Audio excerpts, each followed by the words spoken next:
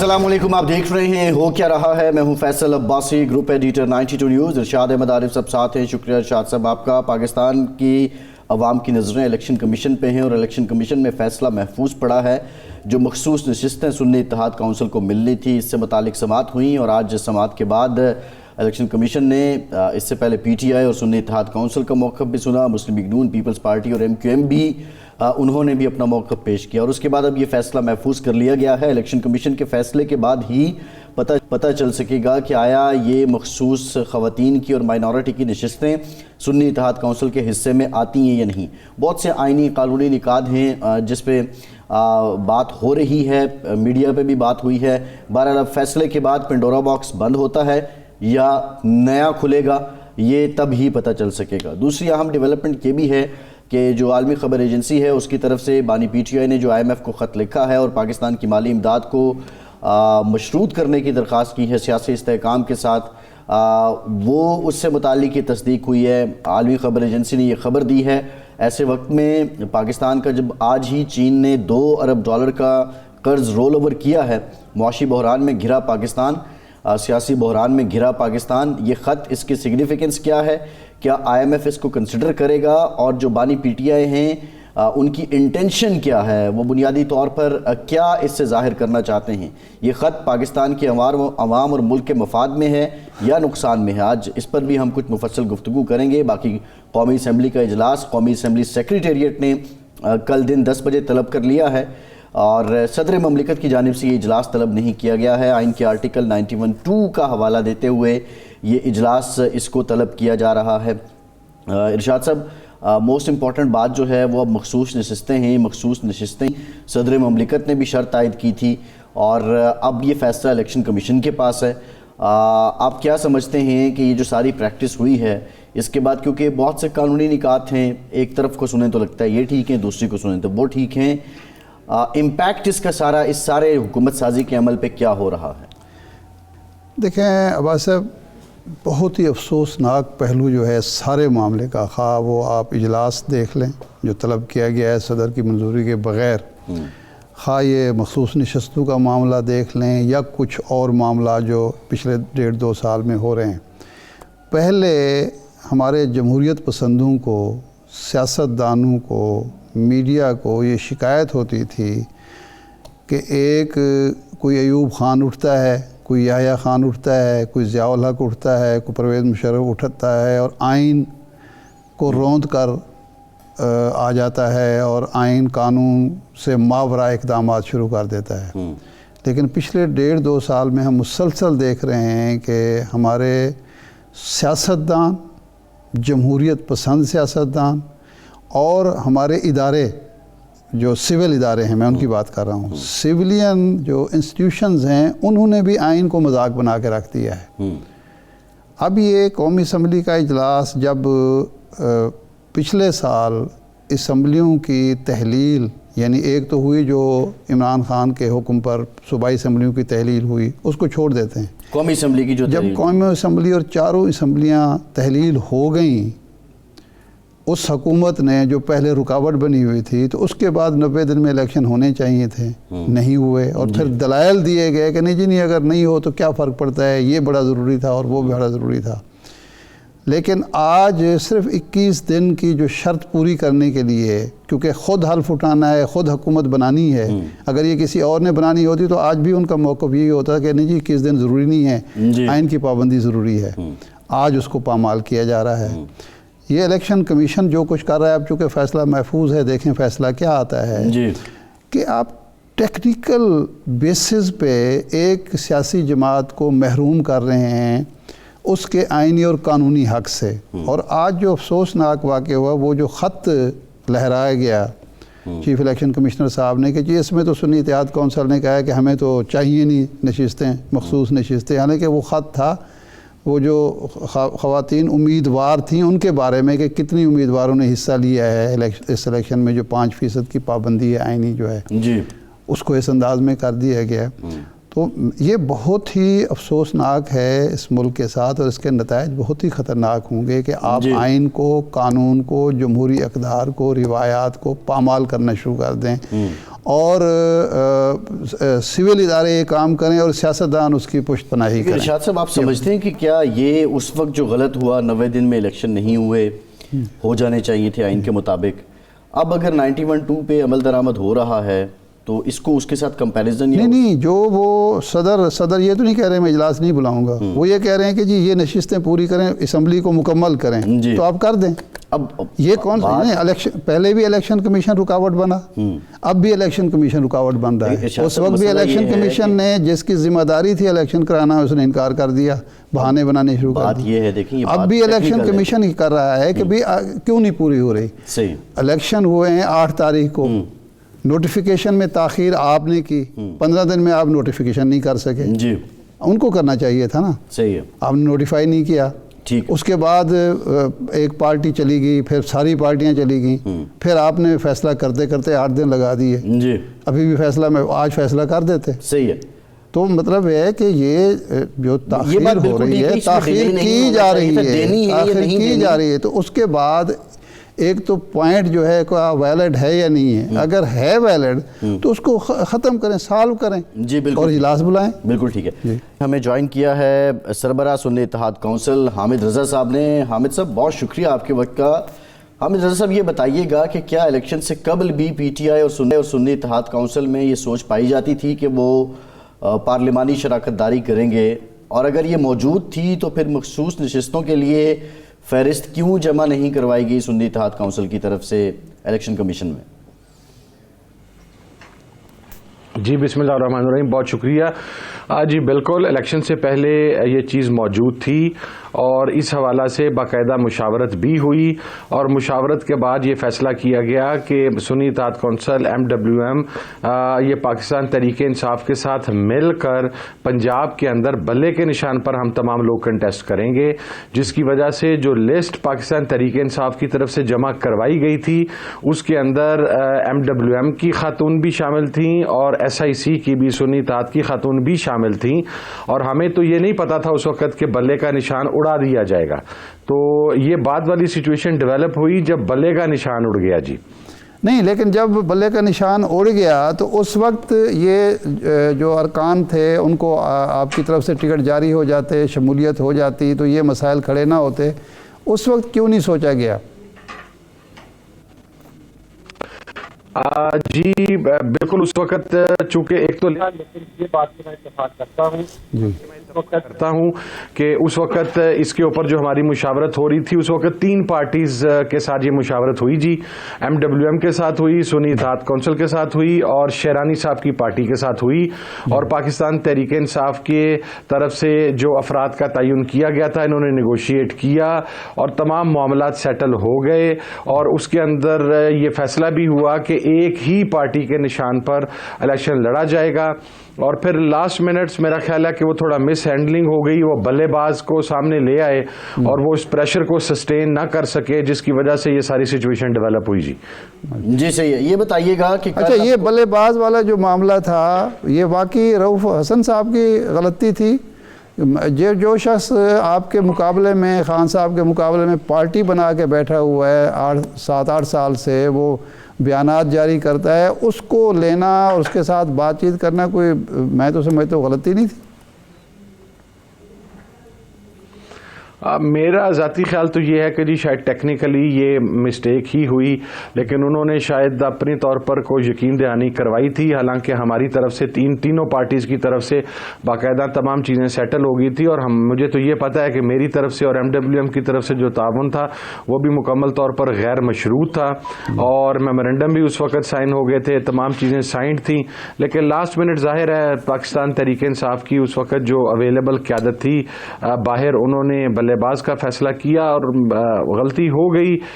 ناقابل بھروسہ آدمی تھے لیکن اس کے اوپر وہ بھروسہ کر بیٹھے, ان کی قسموں پہ شاید یقین کر بیٹھے, اور اس کا رزلٹ پھر اب ہمارے سامنے ہے جی ساروں کے. جی یہ بتائیے گا کہ قومی اسمبلی کے کل کے اجلاس میں آپ شرکت کر رہے ہیں, لائحہ عمل کیا ہوگا؟ اپیرنٹلی ایک یہ بھی بات دیکھنے کو ملی کہ مریم نواز صاحبہ جب منتخب ہوئی وزیر اعلیٰ پنجاب تو ایک واک اوور دیا گیا سنی اتحاد کونسل کی طرف سے, کوئی ویسا مزاحمت یا وہ کوئی ویسا شور شرابہ نہیں تھا. تو کل کا لائحہ عمل آپ کا کیا ہے؟ جی ایک تو میں پنجاب کے حوالے سے وضاحت کر دوں کہ چونکہ جو پارلیمانی نارمز ہوتی ہیں اس کے اندر ایک ٹوکن دھرنے کی ٹرم استعمال کی جاتی ہے نارملی، وہ ہم اس وقت مخصوص نشستیں الاٹ نہ کرنے پر، اجلاس بلائے جانے پر ہمارے اراکین احتجاج کے لیے باہر یہی سوال ایک بریک لیتے ہیں حامد صاحب قطع کر معافی، ایک بریک لیتے ہیں، بریک کے بعد یہی سوال آپ سے جانتے ہیں، اسی کا جواب جانتے ہیں آپ سے، ہمارے ساتھ رہیے۔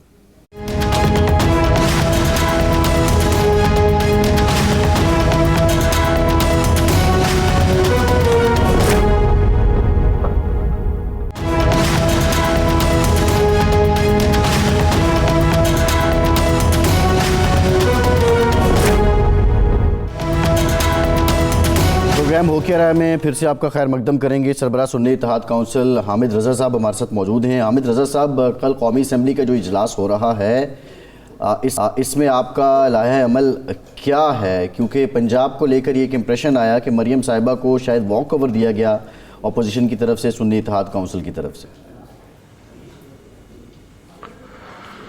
ہاں جی بالکل، پنجاب کے حوالے سے میں پہلے وضاحت کر دوں کہ پنجاب کے اندر قطعاً واک اوور نہیں دیا گیا تھا۔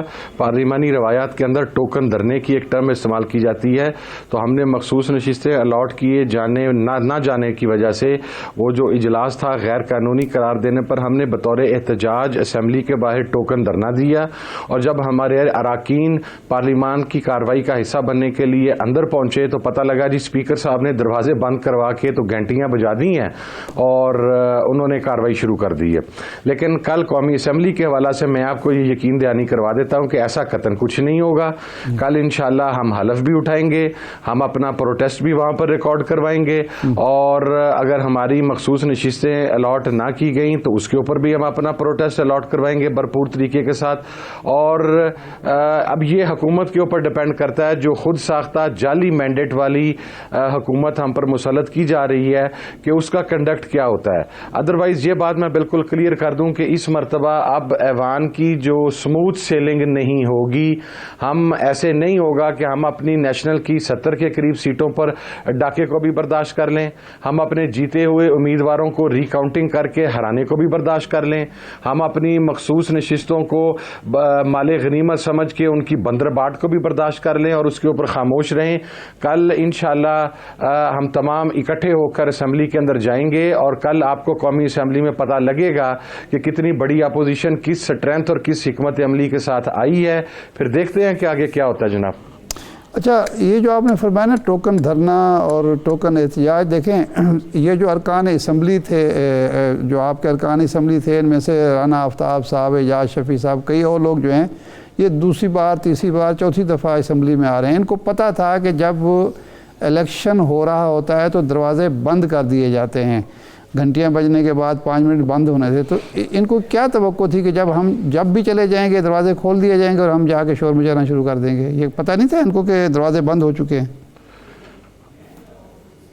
آپ کی بات بالکل بجا ہے جی۔ کچھ پارلیمنٹیرینز ایسے ہیں جن کا ایکسپیرینس بہت زیادہ ہے، 3 مرتبہ 4 مرتبہ 5 مرتبہ وہ پہلے بھی ماضی میں رکن رہ چکے ہوئے ہیں۔ لیکن دراصل ہوتا یہ ہے کہ جب بھی اپوزیشن اس قسم کا ٹوکن دھرنا دیتی ہے تو حکومت کی طرف سے ایک ڈیلیگیشن بھیجا جاتا ہے ان کو منانے کے لیے، اور یہ بھی پارلیمانی روایات کا حصہ ہے۔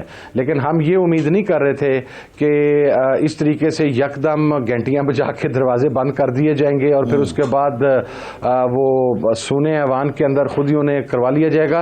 تو یہ اب میں آپ کو یقین دہانی کرواتا ہوں کہ قومی اسمبلی کے اندر کوئی ٹوکن دھرنا نہیں ہوگا۔ قومی اسمبلی میں جو بھی ہوگا وہ ایوان کے اندر ہوگا، ہال کے اندر ہوگا۔ آج مریم نواز صاحبہ نے رانا آفتاب صاحب سے گفتگو کرتے ہوئے یہ بات مینشن کی ہے کہ کل جو ہے میں نے اپنے بندے بھی آپ کی طرف بھیجے تھے لیکن آپ نہیں آئے، یہ بار انہوں نے بات کی ہے، شاید یہ روایت قائم رہی ہے۔ سوال یہ ہے حامد رضا صاحب کہ سنی اتحاد کونسل میں یہ سوچ اگر پہلے سے موجود تھی کہ ہمارا کوئی پارلیمانی اشتراک ہو سکتا ہے تو مخصوص نشستوں کے لیے فہرست جمع کیوں نہیں کروائی گئی؟ کاغذات نامزدگی کے ساتھ جو ٹکٹ ہے وہ سنی اتحاد کونسل کی منسلک کیوں نہیں کی گئی؟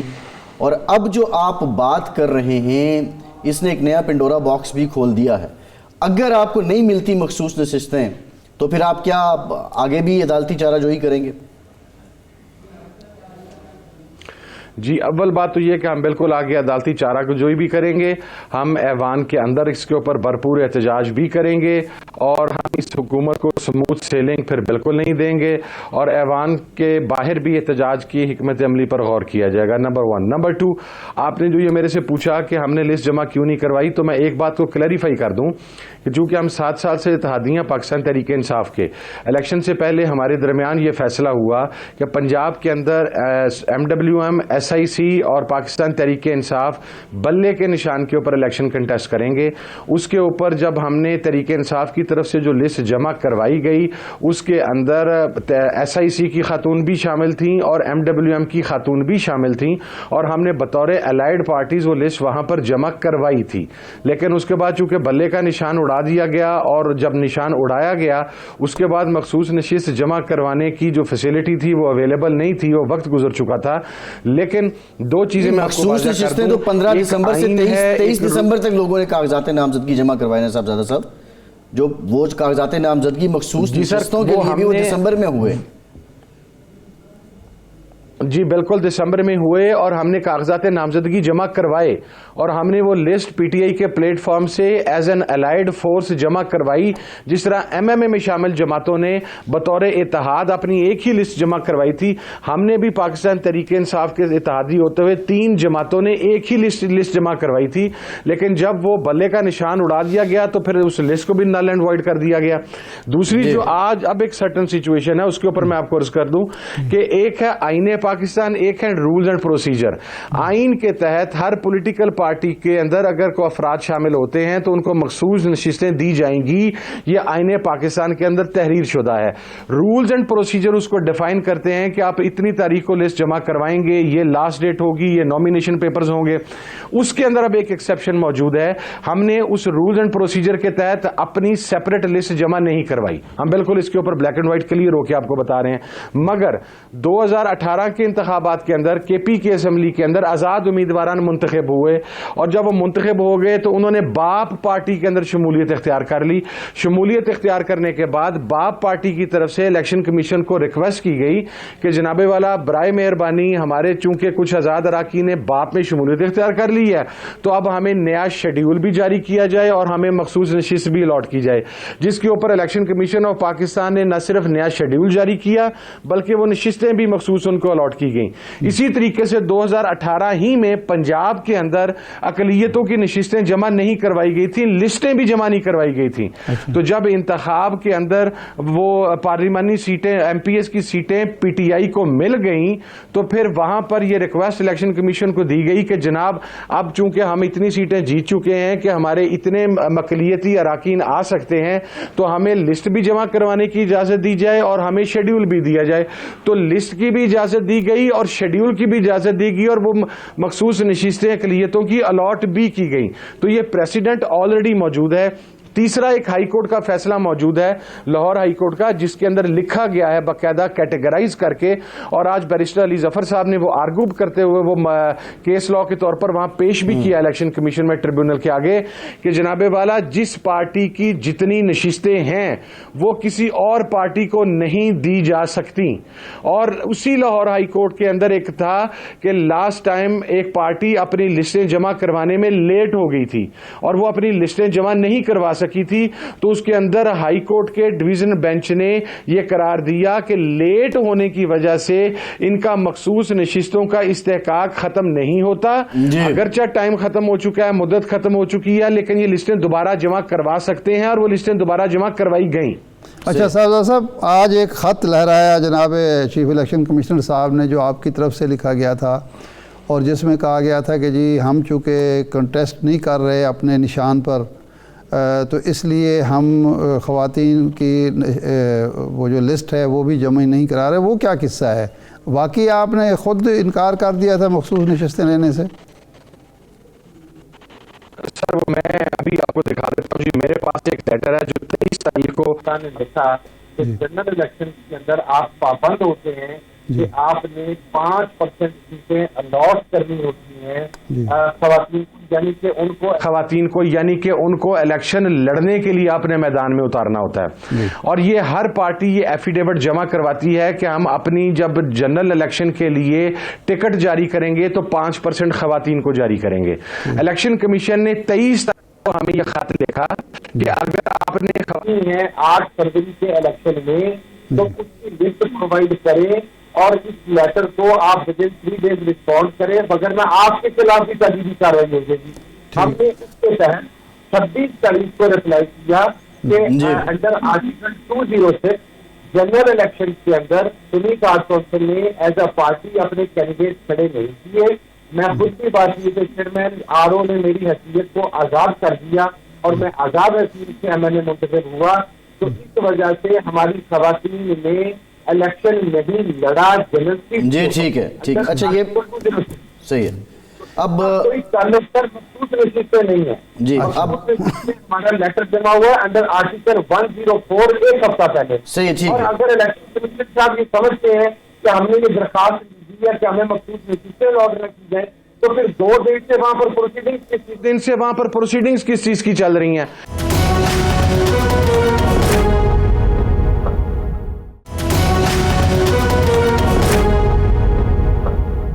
فیصلہ آنا ہے، فیصلہ محفوظ ہے. ایک اور خط ہے جس کی عالمی میڈیا تصدیق کر رہا ہے کہ بانی پی ٹی آئی کی طرف سے IMF کو خط لکھا گیا ہے اور پاکستان کی جو مالی امداد ہے اس کو سیاسی استحکام کے ساتھ مشروط کیا جائے. یہ بتائیے گا کہ اس خط کا پاکستان کو فائدہ کیا ہے؟ آپ سے پہلے مسلم لیگ نون کے دوست تھے، وہ کہہ رہے تھے کہ یہ تو ملک دشمنی ہے جو بانی پی ٹی آئی کر رہے ہیں. جی بالکل، مسلم لیگ نون کے دوستوں نے تو ہمیشہ ملک کی محبت کے اندر ہی کام کیا، ملک دشمنی میں انہوں نے کچھ نہیں کیا. اجمل قصاب کے حوالے سے جو کچھ انہوں نے انڈیا کو پرووائڈ کیا تھا، کارگل کے اوپر جو موشگافیاں نواز شریف صاحب چھوڑتے رہے، وہ تو حب الوطنی کی ایک عظیم مثال تھی.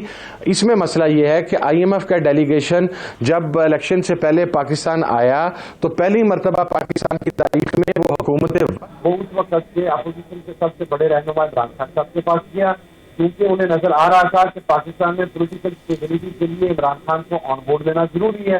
اگر عمران خان صاحب نے ملک دشمنی کرنی ہوتی تو وہ اسی وقت کیا دیتے کہ جناب آپ انہیں قسط جاری نہ کریں اور خدا نہ خاصا ملک ڈیفالٹ ہو جاتا. عمران خان صاحب نے یقین دہانی کروائی کہ IMF جو قسط جاری کرے گی اس کو ہماری مکمل سپورٹ اور تعاون حاصل ہوگا. اور وہ ہمیں ابھی جس لیول کے اوپر الیکشن کے اندر ریلیٹ کی گئی ہے اور جس طریقے سے مسلم لیگ نون اور آر او اور الیکشن کمیشن ہماری سیٹوں کو ابھی جیتی ہوئی سیٹیں جن کا فارم 45 47. اب یہ صاحبزادہ صاحب آپ کا کلیم ہے، دوسری جانب والے کہتے ہیں کہ کیا KP میں دھاندلی نہیں ہوئی؟ اب یہ دھاندلی کا تو ہے، اس پہ شور تو آپ لوگ کر رہے ہیں، لیکن سوال یہی ہے کہ اب فائدہ اس کا پاکستان کو کیا ہونا ہے. بہت شکریہ حامد رضا صاحب. خرم دستگیر صاحب مسلم لیگ نون کے سینئر رہنما ہمارے ساتھ موجود ہیں. خرم صاحب، سب سے پہلے تو یہ بتا دیجئے MQM آپ کی ایک کلیدی اتحادی جماعت ہے اور ان کی ایک اپنی انٹرنل میٹنگ کی آڈیو لیک ہوتی ہے اور اس آڈیو لیک میں وہ کافی تحفظات کا، شکووں کا اظہار کر رہے ہیں. مصطفیٰ کمال صاحب وہ تو کہتے ہیں کہ جب ہم میٹنگ کے لیے گئے تو ایسے لگا کہ جیسے بن بلائے آ گئے ہیں. تو یہ اعتماد کا فقدان کیوں ہے اور MQM مسلم لیگ نون کی طرف سے اس رویے سے نالاں کیوں ہے؟ جی اس کا بہتر جواب واحد صاحب تو MQM ہی دے سکتی ہے. ہماری طرف سے تو یہ خواہش موجود ہے کہ چونکہ وہ سندھ کے جو شہری علاقے ہیں ان کی نمائندہ جماعت ہے، ملک کے سب سے بڑے شہر کراچی کی نمائندہ جماعت ہے، تو لہذا اس کی وفاق میں موجودگی وفاق کی تقویت کا باعث بنے گی اور کراچی میں رہنے والوں کی جو زندگیوں میں بہتری لے کر آنی ہے اس میں سندھ حکومت کے ساتھ ساتھ وفاق بھی پوری طرح شامل ہوگا. تو یہ جماعتوں کے آپس میں اختلافات اور ان کے مختلف نقطہ نظر اپنی جگہ موجود رہتے ہیں، لیکن جب ایک اجتماعی مقصد ہو کہ ملک کو ہم نے استحکام دینا ہے، سیاسی بھی اور معاشی بھی، تو مجھے یہ توقع ہے کہ انشاءاللہ اگلے چند دنوں میں یہ معاملات حل ہو جائیں گے اور جیسے ہی شہباز شریف صاحب انشاءاللہ منتخب ہوتے ہیں وزیر اعظم تو ان کی کابینہ میں MQM کے اراکین موجود ہوں. اچھا، جو گفتگو دونوں کی آئی ہے ٹسوری صاحب کی، کامران ٹسوری صاحب کی اور مصطفیٰ کمال صاحب کی، اس میں 2 چیزیں وہ کہہ رہے ہیں. ایک تو وہ کہتے ہیں کہ ہمارا خیال ہے پیپلز پارٹی کا دباؤ ہے مسلم لیگ نون پر. دوسرا، مسلم لیگ نون سمجھتے ہیں ہمارے نمبر پورے ہیں، ہمیں ان کی خاص ضرورت نہیں ہے. اور تیسوری صاحب کہہ رہے ہیں کہ ہم ان کے ساتھ شریک ہوتے تو یہ گناہ بے لذت ہوگا اور عوام میں ہماری جو پہلے ہی پذیرائی نہیں ہے وہ مزید کم ہو جائے گی. تو اس کا مطلب ہے کوئی بے اتنائی یا کوئی نہ کوئی آپ کی طرف سے ہوا ہے جس کی وجہ سے دونوں شکوے کر رہے ہیں؟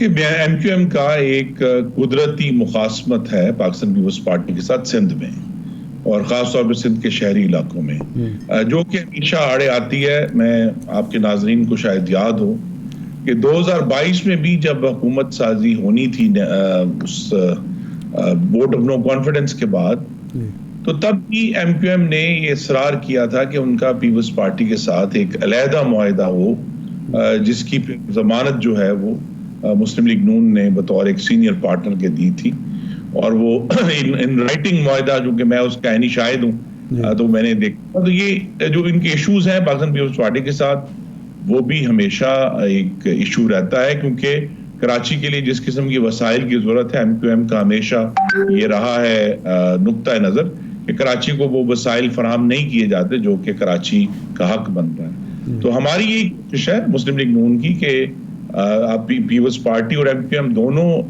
انشاءاللہ اس حکومت کا حصہ ہوں گے اور حمایت کریں گے ایک دوسرے کی اور ان کے جو آپس کے معاملات ہیں وہ اپنی جگہ پر رہیں گے لیکن ہمیں سب کو جہاں جہاں ضرورت ہے اور ترقی کے معاملے میں تو جو پاکستان کے شہریوں کا حق ہے وہ انہیں ملنا چاہیے ملک کے کسی بھی حصے میں ہو. تو اس سب چیزوں کو سامنے رکھ کر یہ خاص توازن کے ساتھ ہی شہباز شریف آگے بڑھیں گے. جی اچھا، اب ایک نیا ایشو اب کھڑا ہو گیا ہے. آج قومی اسمبلی کا اجلاس قومی اسمبلی سیکریٹریٹ نے بلایا ہے، سیکٹری نے بلایا ہے، جبکہ یہ آئین میں صاف لکھا ہوا ہے کہ صدر بلائیں گے. اور وجہ یہ بیان کی جا رہی ہے نگران حکومت کی طرف سے بلکہ آپ کی طرف سے بھی، آپ کے لوگوں کی طرف سے بھی، کہ 21 دن میں اجلاس بلانا بڑا ضروری ہے، آئینی تقاضا ہے، اس کو ہم انحراف نہیں کر سکتے. جب 90 دن میں اجلاس بلانے کی آئینی شک کی بات ہوتی تھی تو اس وقت یہ کہا جاتا تھا کوئی ضروری نہیں ہے، اگر بعد میں بھی ہو جائے گا فرق. اب ایک آئینی انحراف صرف 21 دن کی مدت کو مد نظر رکھ کر کیا جا رہا ہے، تو اس اجلاس کی آئینی اور قانونی پوزیشن کیا ہوگی؟ جی صاحب، میں بڑے ادب سے عرض کروں گا آئینی انحراف نہیں ہو رہا بلکہ آئین پر عمل درآمد ہو رہا ہے. آئین کی شک 91(2) سب کلوز 2 جو ہے وہ یہ کہتی ہے کہ 21ویں پولنگ کے 21ویں دن قومی اسمبلی کا اجلاس ہوگا بجز اس کے کہ صدر مملکت اس کو پہلے بلا لیں. اب چونکہ صدر مملکت نے اپنی وجوہات کی بنا پر اس کو بلانا مناسب نہیں سمجھا تو لہٰذا اب آئین کے 91(2) کے تحت جو قومی اسمبلی کا اجلاس ہے وہ 21ویں دن ہونا ہے اور انشاءاللہ وہ کل ہو رہا ہے اور کل اراکین کا حلف ہوگا. صدر نے پہلے بھی ہمیشہ سے ہی اپنی جماعت کا کارکن ہونے کا ثبوت زیادہ دیا ہے بجائے یہ کہ وہ وفاق کی علامت کے طور پہ ابھریں. تو انہوں نے ہمیشہ ہی، آج کی بات نہیں ہے، پہلے دن سے ہم دیکھ رہے ہیں جب انہوں نے NFC کا ایوارڈ تبدیل کرنے کی کوشش کی، الیکشن کمیشن کے اراکین زبردستی لگانے کی کوشش کی، ایک طویل لسٹ ہے ان کی آئینی بے ضابطگیوں کی. لیکن اب یہ توقع ہے کہ جیسے ہی اب حکومت بن جاتی ہے کل کے حلف کے بعد تو پھر صدر مملکت کا بھی انتخاب ہوگا اور یہ بھی اللہ سے دعا ہے کہ جو نئے صدر تشریف لائیں گے وہ آئین کے ساتھ بہتر وفاداری کا ثبوت دیں گے. اچھا، یہ بلاول بھٹو صاحب نے بھی کہا اور خواجہ آصف صاحب بھی کہہ رہے ہیں، تو کیا اب جب نئے صدر کا انتخاب ہو جاتا ہے تو صدر علوی کے خلاف کوئی مواخذے کی تحریک بھی آپ پیش کریں گے؟ آرٹیکل 6 کے انہوں نے آئین سے انحراف کیا ہے بار بار جس کا آپ ذکر کر رہے ہیں. جی آرٹیکل 6 میرے تو خیال میں اپنی ذاتی رائے دینے لگا ہوں. بلاول صاحب نے بات کر دی اور ہو سکتا ہے اس کی بنیاد پر وہ کوئی قانونی عمل بھی کریں. وفاقی حکومت کے پاس آئین کے تحت اور قانون کے تحت یہ اتھارٹی ہے کہ وہ آرٹیکل 6 کو ایووک کر سکتے ہیں کہ ہمیں جو آرٹیکل 6 میں غداری اور انتہائی غداری ہے اس کے نیچے جس طرح دنیا کے مختلف ممالک میں ہے جسے کہتے ہیں سبورژن آف دا کانسٹیٹیوشن، اس کے لیے زیادہ قانون سازی کرنی پڑے گی. غداری تو زیادہ سخت لفظ ہے لیکن کہیں نہ کہیں جہاں آئین پر عمل نہیں ہوتا قانون میں اس کی گنجائش ہونی چاہیے کہ اس کے اوپر قانونی چارہ جوئی ہو سکے. تو یہ بھی آنے والی حکومت میں میری توقع ہے کہ پارلیمان میں چاہے پاکستان پیپلز پارٹی یہ بل پیش کرے کہ اس کے اوپر بھی تھوڑی صراحت سے ہمارے جو منتخب نمائندے ہیں انہیں بات کرنی چاہیے کہ اگر آئین پر عمل نہیں ہوتا کسی بھی طرف سے کیا سزا ہو. صحیح. اچھا یہ بتائیے کہ خرم صاحب کی ایک اور ڈیولپمنٹ ہے. حکومت تو خیر آپ لے رہے ہیں, پارلیمانی پارٹی کی میٹنگ بھی ہو گئی ہے, IMF کو خط لکھ دیا ہے, بانی PTI نے, خبر ایجنسی غیر ملکی وہ اس بات کی تصدیق بھی کر رہی ہے, وہ خبر دے رہی ہے. یہ اسمبلی کا اجلاس سے ہی معاملہ ایک تنازع کھڑا ہونا شروع ہوا, خط لکھ دیا گیا, پریشر پاکستان پہ پہلے بھی ہے. چلائیں گی کیسے حکومت؟ کانفیڈنس کیا ہے؟ ایکشن پلان کیا ہے؟ مائنورٹی گورنمنٹ ہے, اس کو آپ کے پاس لائن آف ایکشن ہے کیا؟ جی ایک تو میں صراحت سے اپنی رائے کا اظہار کرنا چاہتا ہوں کہ یہ جو خط ہے IMF کو, یہ ملک دشمنی ہے اور یہ سیاست اور جمہوریت یا اس کے اظہار رائے کی آزادی کے زمرے میں کہیں سے بھی نہیں آتا. کیونکہ کسی بیرونی ایجنسی کو یہ دعوت دینا کہ وہ پاکستان کے معاملے میں قاضی القضاء بن کے ہمارا آڈٹ کرے, یہ پاکستان کی خود مختاری کے خلاف ہے. اس کو اس کی جڑیں کاٹنا ہے اور یہ بہت ہی مذموم عمل ہے یہ اس طرح کا خط لکھنا. دوسرا آپ نے یہ کہا کہ جی یہ تو حالات اس قسم کے ہیں, تو میں صرف ایک چونکہ تاریخ ہے اور واضح ہونی چاہیے کہ 2013 سے 18 کے درمیان بھی مستقل یہی جماعت جو خط لکھ رہی ہے آج, یہ ہم پر حملہ آور تھے. انہوں نے دھرنا بھی کیا, پھر اسلام آباد پر حملہ بھی کیا, ہر قسم کے یہ ہر وقت سڑک پر انتشار پھیلا رہے تھے. اس کے باوجود محمد نواز شریف نے اسی دور میں اس تمام حملوں کے باوجود ملک کو لوڈ شیڈنگ سے پاک کیا, دہشت گردی سے پاک کیا, کراچی کی بدامنی سے پاک کیا اور مہنگائی کو ختم کیا. تو لہذا اگر کوئی محنت کرنے والی حکومت موجود ہو اور اس کے پاس باقاعدہ اب جو 5 سال کی آئینی مدت ہے, تو یہ معاملات ایسے ہیں کہ تمام تر انتشار اور خلفشار کے باوجود آگے بڑھا جا سکتا ہے اور انشاءاللہ ہم بڑھیں گے.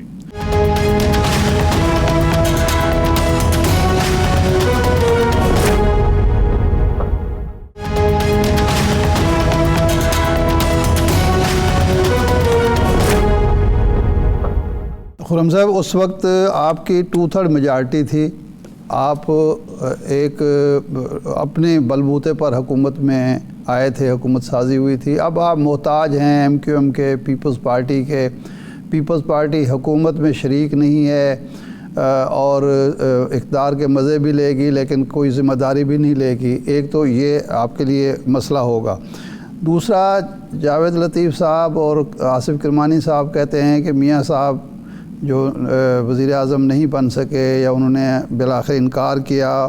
کچھ لوگ پارٹی کے اندر تھے جو نہیں چاہتے تھے کہ وہ وزیر اعظم بنے. وزیر اعظم نواز شریف صاحب بھی نہیں, اس وقت نواز شریف صاحب تھے. شہباز شریف صاحب کا 16 ماہ کا عرصہ جو ہے اقتدار کا, اس پر چیمگویاں پارٹی کے اندر بھی ہوتی ہیں, باہر بھی ہوتی ہیں. تو کیا آپ سمجھتے ہیں کہ 13 کی طرح آپ کے لیے معاملات سنبھالنا, سدھارنا آسان ہوگا؟ جی نہیں, یہ بہت بڑا چیلنج ہے شہباز شریف صاحب کے لیے, اور اس میں جو امتحان ہے ان کا وہ یہ معاشی پالیسی کا امتحان ہے کہ اگر تو ارشاد صاحب اگلے کچھ مہینوں میں یہ نظر آیا کہ پاکستان کا جو بیرونی اکاؤنٹ ہے وہ اس میں استحکام آ رہا ہے, اور پھر اس کے ساتھ جڑا ہوگا کہ قیمتوں میں استحکام آ رہا ہے, بجلی اور گیس کے بلوں میں کچھ کمی نہیں تو کم از کم وہاں بھی رکاوٹ آ رہی ہے اور وہ اٹھ گئے ہیں, آپ دیکھیں گے کہ پاکستان پارٹی حکومت کا حصہ بن جائے گی. وہ بھی ایک سمجھیں کہ اگرچہ وہ ہمیں انشاءاللہ وزارت عظمیٰ کا ووٹ دیں گے, لیکن وہ بھی یہ دیکھ رہے ہیں کہ کیا مسلم لیگ نون اس مشکل حالات میں وہ سٹیبلٹی لانے میں کامیاب ہوتی ہے. اور انشاءاللہ جیسے میرا یقین ہے, اللہ سے دعا بھی ہے کہ ہم کامیاب ہوں گے, وہ بھی اس کا حصہ بنیں گے, اور جب وہ حصہ بن جائیں گے تو مزید استحکام حکومت میں آ جائے گا. اچھا ایک ایشو اور بھی آپ کے ساتھ چل رہا ہے. ایک تو PTI آپ پر الزام تراشی کر رہی ہے, مولانا فضل الرحمان صاحب کہہ رہے ہیں, محمود جگزئی, اختر مینگل کہہ رہے ہیں, لیکن اب MQM کی جو دونوں ٹیپس آئی ہیں, آڈیو لیکس ہوئی ہیں, ویڈیو, اس میں وہ دونوں کہہ رہے ہیں کہ جی ہمارا مینڈیٹ اگر 100% جعلی ہے تو مسلم لیگ نون اور پیپلز پارٹی کا 200% جعلی ہے. اور وہ کوٹ کر رہے ہیں اس میٹنگ کو اور کہتے ہیں ہمیں کہا گیا کہ آپ ہمارا تو یعنی مسلم لیگ نون پیپلز پارٹی کا تو 60% ہے, آپ کا 100% جعلی ہے. ایک مینڈیٹ پر بھی کوشچن ہو، حالات بھی ناسازگار ہوں، اپنے بھی اندر سے یہ کہہ رہے ہوں کہ نواز شریف صاحب کو کسی مصلحت کے تحت وزیر اعظم نہیں بننے دیا گیا، تو پھر بھی آپ کانفیڈنٹ ہیں کہ یہ معاملات ہوں گے اور پیپلز پارٹی آپ کی طرف آئے گی، یا 6 مہینے بعد وہ آپ کی ٹانگیں کھینچ رہی ہوگی؟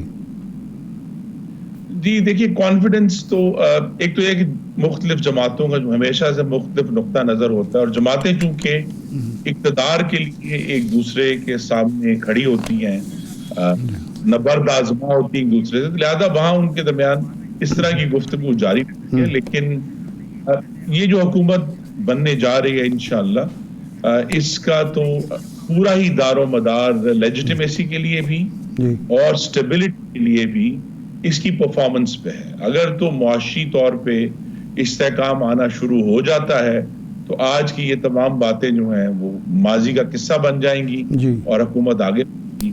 اگر خدا نخواستہ استحکام لانے میں وہ کامیابی حاصل نہیں ہوتی تو پھر سارے جو پینڈورا ہیں وہ دوبارہ کھل جائیں گے. نہیں، پھر آپ کے پاس نئے الیکشن کی آپشن بھی آپ کے ٹیبل پر موجود ہے کہ اگر استحکام 6 ماہ میں 8 ماہ میں نہیں آتا تو نئے الیکشن کی طرف چلے جائیں گے؟ دلچسپ بات یہ ہے کہ 8 فروری کے انتخابات میں صوبوں میں تو مستحکم حکومتیں قائم ہوئی ہیں، 4 صوبوں میں. وفاق مسئلہ بنا ہے، تو اگر بہت ہی انتشار ہوتا ہے تو پھر سب سے بہتر حل تو عوام سے رجوع کرنا ہی ہے. نہیں، یہ صرف وفاق کی حد تک ہوگا یا صوبوں میں بھی ہوگا؟